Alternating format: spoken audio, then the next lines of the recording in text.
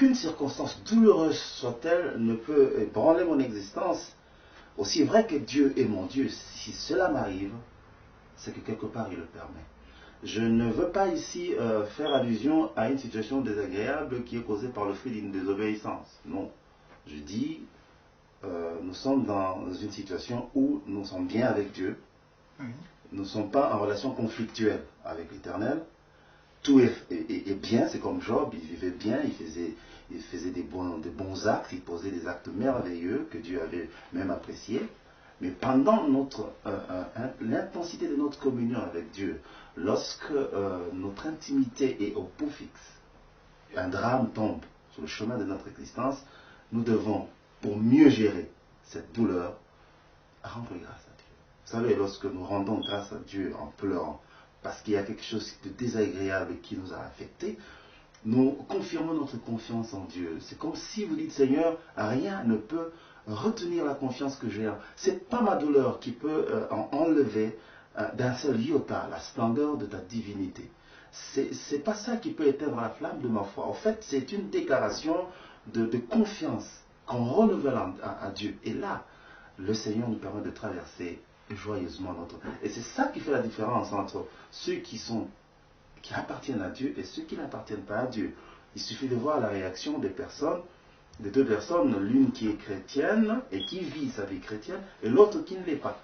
Deux attitudes vraiment différentes qui témoignent de notre appartenance. Et je pense que rien ne peut retenir notre louange, même le moment d'épreuve.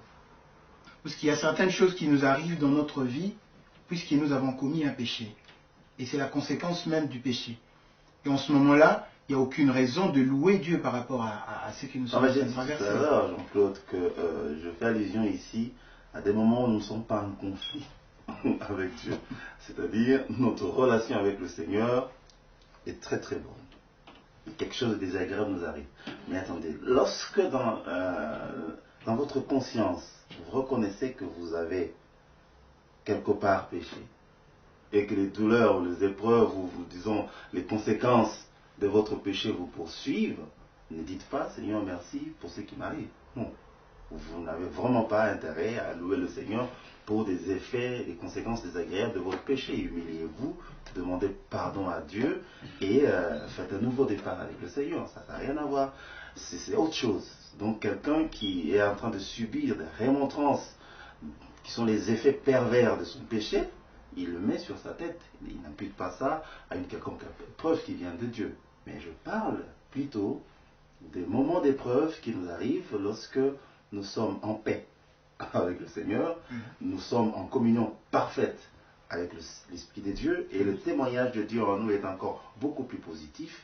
Je crois que nous nous reposons encore sur la force de Dieu qui nous permettra de bien traverser les épreuves. Maintenant, frère Alain, si vous pouvez nous parler des types de louanges. Il y a combien de types de louanges? Parce que je vois ici dans la page, si je vois la page 58, un peu plus loin, bien avant ça, vous parlez de l'échelle de la célébration. Donc on commence quelque part et puis, donc on parle de l'échelle, c'est comme si on allait de bas vers le haut.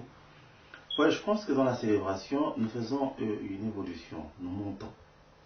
C'est pourquoi il faut que nous puissions toujours avoir suffisamment de temps dans nos cultes, dans nos célébrations. Oui. Nous devons avoir suffisamment de temps parce qu'il y a une entrée en matière qui nous fait traverser les portes éternelles et nous arpentons les couloirs de la gloire de Dieu. Et petit à petit, nous allons. Il en est de même pour les sujets que nous débarquons devant la face de Dieu. Nous le louons pour les éléments de la vie de chaque jour, mais nous le louons également pour les éléments qui nous font exister spirituellement, les éléments de notre vie spirituelle, et puis nous accédons jusqu'au sanctuaire de Dieu. C'est un parcours. Nous avons beaucoup de difficultés par moments. Vous voyez, on commence et puis à peine on arrête parce que bon, l'heure, il faut qu'on aille vite, et puis bon, quelque part, nous n'entrons pas dans le bénéfice de toutes les richesses qui découlent de la louange et de l'adoration. En fait, quand on parle de type de louange, c'est pour dire qu'il y a louange et louange. La Bible dit que tous ceux qui respirent louent l'Éternel. Oui.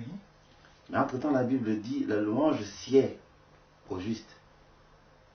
apparence comme s'il y avait un contraste. Donc, que tous ceux qui respirent louent l'Éternel. Louent Est-ce qu'on peut dire par là, parce que par rapport à la louange, puisque vous avez parlé de la louange universelle, et je Je suis en train d'expliquer ça, c'est-à-dire, il y a un premier type de louange. En fait, la louange, c'est en fonction de toutes les provisions que Dieu nous donne pour notre vie. Il y a des provisions que Dieu nous apporte pour notre vie sur la terre, pour notre vie naturelle. Ça, c'est le premier type de provision qui fait venir à l'existence un premier type de louange, qui est la louange universelle, c'est-à-dire toute la création, tout ce qui existe a quelque chose en commun, la vie et l'existence. Le Seigneur dit à Job, voici l'hippopotame à qui j'ai donné la vie comme à toi. C'est-à-dire, Job, Jean-Claude et Alain Moloto, nous avons avec l'hippopotame quelque chose en commun. Nous avons la vie. Nous avons la vie, oui. Et l'oiseau qui reçoit la vie gracieusement aussi loue Dieu pour la vie que Dieu lui donne. Vous savez, j'ai fait une expérience assez terrible un jour, pendant que je faisais mon culte personnel, vers les 5 heures du matin, j'ai entendu un oiseau chanter à ma fenêtre.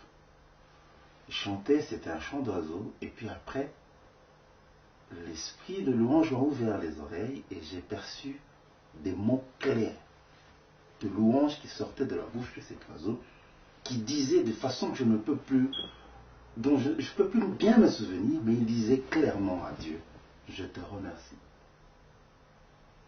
Parce que je ne sème pas, je ne travaille pas, mais je mange chaque jour. L'oiseau disait, je suis resté un moment, j'ai coupé mon culte, et j'écoutais cet oiseau qui parlait.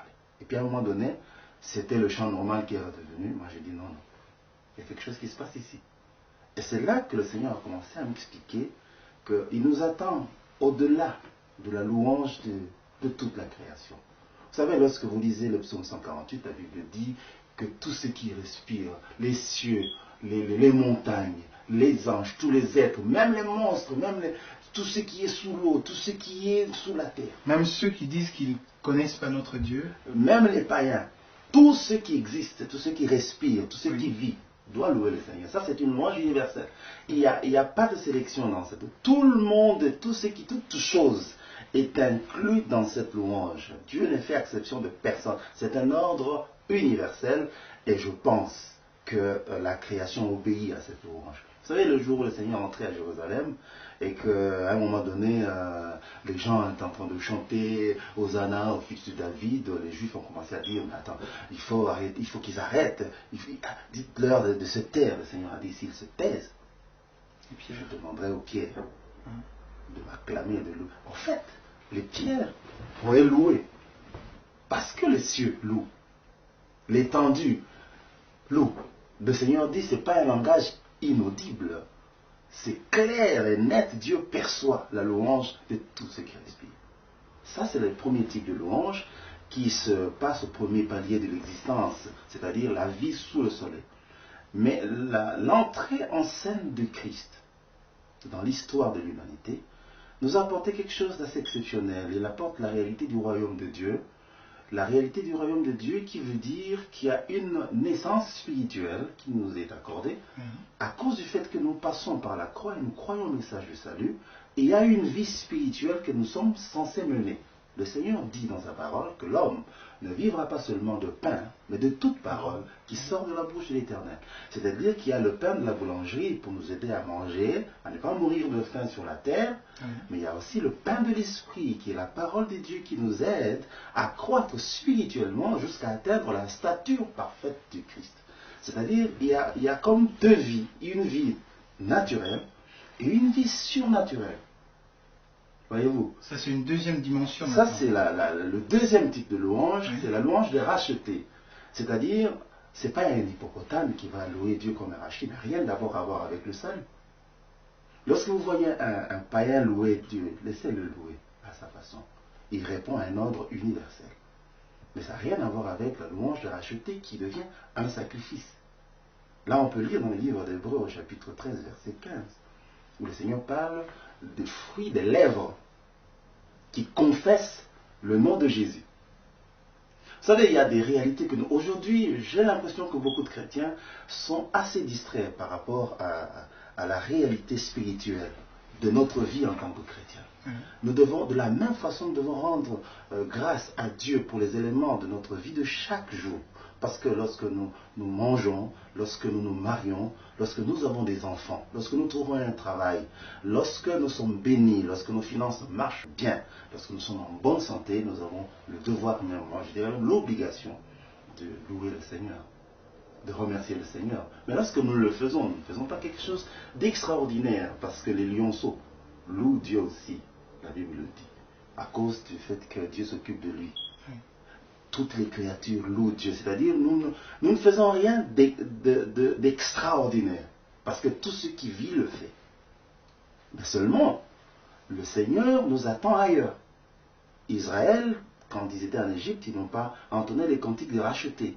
Mais ça c'est très important, parce que ça m'a bouleversé pour savoir que les enfants d'Israël, pendant tout le temps qu'ils sont restés en esclavage, comme on peut le dire, ils n'ont pas loué Dieu.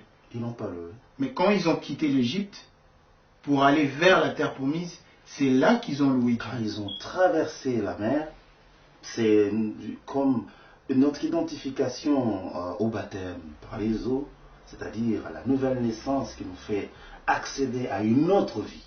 Lorsqu'ils sont allés de l'autre côté de la mer, ils ont entonné le cantique de racheter. Et il n'y a que ceux qui passent par la croix, qui font l'expérience de la nouvelle naissance, qui sont nés de nouveau. Écoutez, la nouvelle naissance, c'est une réalité, c'est une vraie réalité. Pour aider un peu de ceux qui nous regardent, les racheter et la nouvelle naissance, est-ce que c'est ceux qui sont nés de nouveau, ceux qui sont rachetés, parce qu'il y a peut-être une confusion, ceux qui n'ont pas l'habitude d'entendre les mêmes choses, parce que souvent nous entendons parler des nouveau-nés. Mais ici vous parlez des rachetés. C'est la même chose. Quand on est de nouveau, c'est-à-dire on passe par l'expérience de la mort et de la résurrection. Oui. Et on fait l'expérience d'une nouvelle vie. Oui. Un nouveau-né, ici chez vous, vous dites born again. Born again, c'est-à-dire celui qui est né de nouveau. Oui. C'est-à-dire une nouvelle vie commence. Et une nouvelle vie où on doit apprendre les rudiments des affaires de l'esprit, les rudiments du royaume petit à petit pour croître. C'est pourquoi Paul disait, je vous donne aujourd'hui le lait, parce que vous êtes encore des enfants, mais demain vous n'allez pas continuer avec le lait. Il faut que vous accédiez à la nourriture consistante. Donc nous devons en même temps entretenir notre vie spirituelle comme nous entretenons notre vie naturelle. C'est-à-dire de la même façon nous louons Dieu pour les choses de la vie, nous devons louer Dieu pour les éléments du royaume, c'est-à-dire les acquis de la croix. Ça, c'est la réalité propre à l'Église, à la race des rachetés, aux personnes qui font une nouvelle expérience avec le Seigneur. Ils découvrent une nouvelle vie. Vous rentrez, vous savez, Dieu parle du royaume.